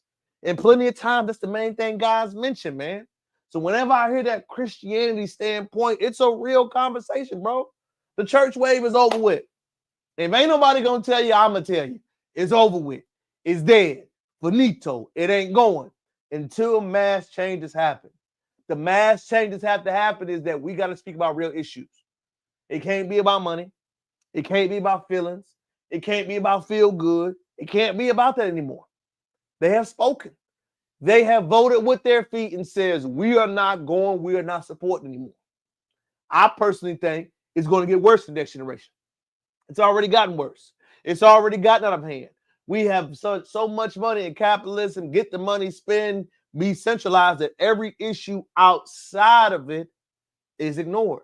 So therefore, you are getting ignored. I'm not telling you what I think. I'm telling you what the streets say. I'm telling you what the feelings are. And I'm telling you what people think in real time. You ain't got to agree with me. Watch the numbers. I have Black events with males all the time. We get a great turnout. We get a great turnout because there's a purpose behind it that's meaningful. We don't get the feel good, I need your money. No, it's not like that. Men respond what they fit. They respond to organic feelings. I do not have the backing, the social standing, or anything like the churches have. But we get more numbers. Why do we get more numbers? We being organic. Men do not like inauthenticity.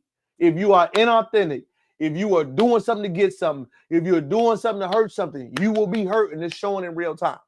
You ain't got to agree, man. I'm just telling you the message of what the men are saying in real time. I would love to stand behind most organizations, but everything is about you giving and gaining something. It is very little bit of time I get it when it's the opposite way.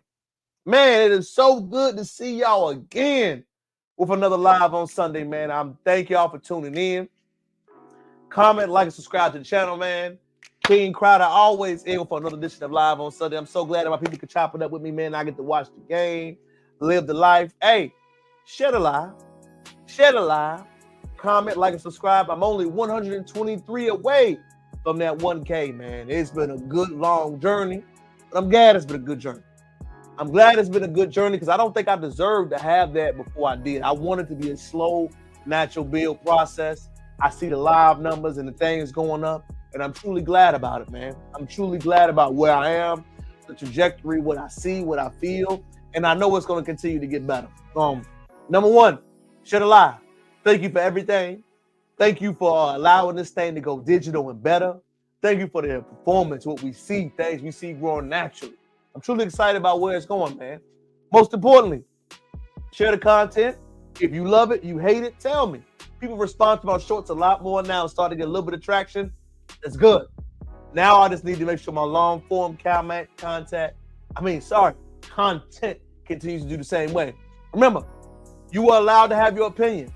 This is an open-end conversation type of show. I like to have real life interaction, and I want to continue to add that to that lane. Like he said, this week we're gonna have another live that we prompt to and we check in. We need to step it up and do more content for sure. Instagram, TikTok, whatever form, man. Holla at your boy. Add me on everything. Crowder Gang. King Crowders across all platforms. Again, comment, like, subscribe to the channel. Let me know how you feel. Stay safe this week. It's the last week of May. Enjoy your Memorial Day tomorrow this week. Check in with your family. Call, text, check in with all your friends and family. And most importantly, enjoy yourself. Smile, laugh, joke, and know it's all about you. King Crowder. Until next time, I hope you enjoy the rest of your Sunday. Peace. Let's